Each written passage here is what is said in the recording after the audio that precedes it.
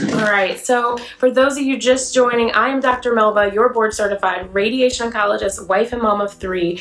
I'm a serial entrepreneur and investor, and I help top income earners create multiple streams of income to help you support the career you love or the one you want to learn again, i.e. all of my people who are burnt out. And tonight we will be talking about being more intentional about your goals right now, okay? I have notes here, so I'm gonna reference those. Let me know what questions you have in the comments, but I wanna start by asking you, have you ever asked yourself if you have already or if you've yet to reach your full potential? Let me know in the comments. I ask myself this a lot, and I used to have this question a lot, which is what's propelled me to where I am now. But it's like, really for me, it's like, God, have I reached, is this it? Have I reached my full potential? Is this what it's gonna be? And as many of you probably experience, having a career and moving fast, if you're raising a family, time just moves at warp speed, but you have to slow down, okay? I find myself just pausing to take pictures at events, or if I'm exhausted, listening to my 6-year-old explain, how he's gonna be in the 2nd grade next week, even though it starts next year, but stopping and being intentional about savoring those moments. So you have to find a way to slow down. Okay. And one of those solutions and ways to slow down and savor the time is to create change to live every day with intention. So I want to talk to you about intention and how you can be intentional about your goals right now. Sound good? Is everybody still with me? All right. So let me first talk about the past a little bit. So there are 2 main ways that people typically approach the past in an unhealthy way. One, either you fixate on the past and you just don't let it go. Let's say if you made a bad decision, something terrible happened in your past, a lot of people just replay that story over and over again and you let it drag you down. The second way a lot of people treat the past is that you just completely block it out as if it never I talk with my hands a lot, and with this version you can't see my hands, but anyway, no, I'm moving my hands and I'm into this, right?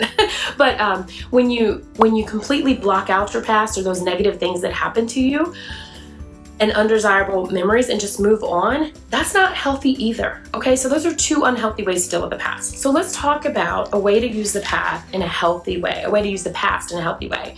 And that's learning from the past, okay? How do we learn from the past? So when I think about my past, and a lot of times those are financial decisions, business decisions, family decisions, career decisions, or anything else that really affects life and my life, I usually ask myself these simple questions, and I have 3 questions. So if you want to get out a pen and paper and jot these down, hopefully you have a journal, taking some notes and get some good takeaways.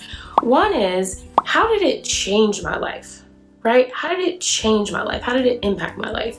And every action we take in the present influences future events, right? So what we're doing now is going to affect what happens later. And sometimes it might be too quick just to tell how something will play out, but it pushes you to keep trying to push the pieces together. So I look back at things in the past that happened, and even if it wasn't a good outcome at the time, I'm able to say, what changed for me? What changed in my life because that happened, right? So the second question I asked is, what could I have done differently? So these are questions I want you to ask. What could I have done differently?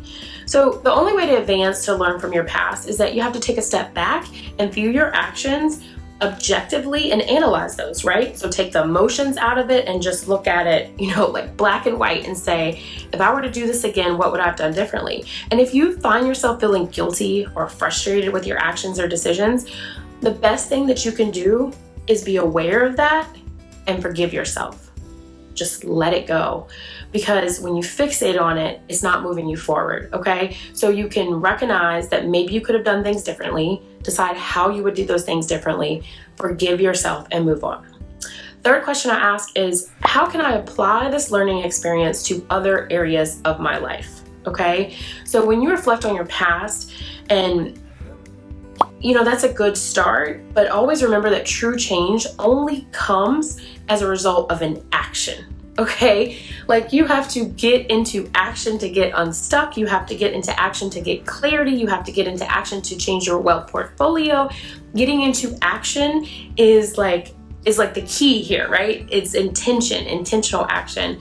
And this is the perfect time to start changing your course. So you can start by identifying 1 or 2 things that you can implement And these two things, when you choose them, you want them to be things that will have a great impact. So when you're looking at other areas of your life, a lot of times I think we kind of like box areas of our life, like mom, kids, business, business, side business, additional streams of income, career, right? Like we have all these buckets.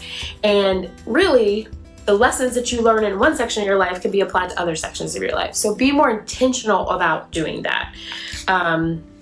For example, for me, when I first started, one of the first streams of income that I did was network marketing about 6 years ago. And I learned a lot of principles about leadership, mindset, being open to making money differently.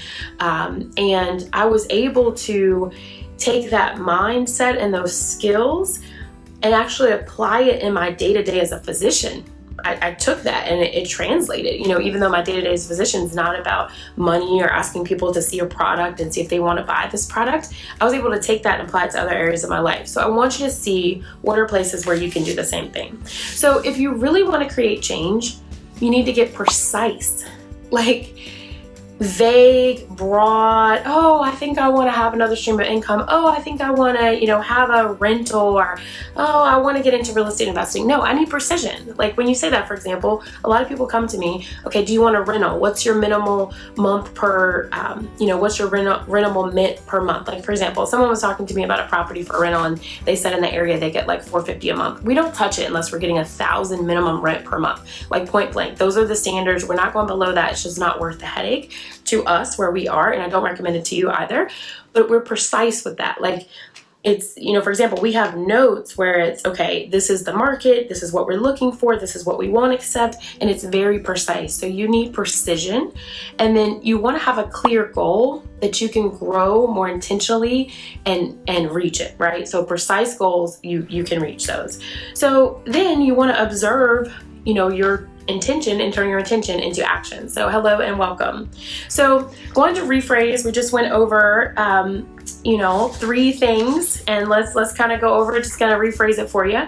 So write down your goal, right? So writing down your goals means you can visually see them. It also marks it into the, the brain so the goal feels tangible. Jot it down, keep it in a place where you'll be able to look at it. And that can be on your computer wallpaper, can be on your phone wallpaper, on your fridge, tape it to your vanity mirror. And then you want to identify a short-term objective, right? So we want to take these larger goals and break them down into small objectives and attach a timeline, right? A goal that's written down with a timeline helps you to be intentional. So for example, I'm going to build a website in 30 days, then get to work, right? Track your progress. Whether you put a check mark on the calendar each time you hit the gym, or you create a chart that shows how much debt you've paid off, find a way to track your progress. So all of my Peloton riders out there, the little blue dots that you get on Peloton, whether you do a meditation or a cycle ride, it's a visible clue that you can see that tracks, check mark complete. It's a white circle that goes to a blue circle, and that does a lot for the mind, does a lot for the goals. They track how many days you've been active, how many workouts you've done. If you do a power zone, you can see how strong you've gotten over a certain period of time. So these are all things that help you to be intentional and to be in action, okay? So you'll be more likely to stay motivated when you're tracking your progress toward making, toward making your goals. And you want to keep the big picture in mind, because it's easy to get into small details. Like, okay, I'm working on my 6-pack abs for the summer, and I did, 25 sit-ups in a row.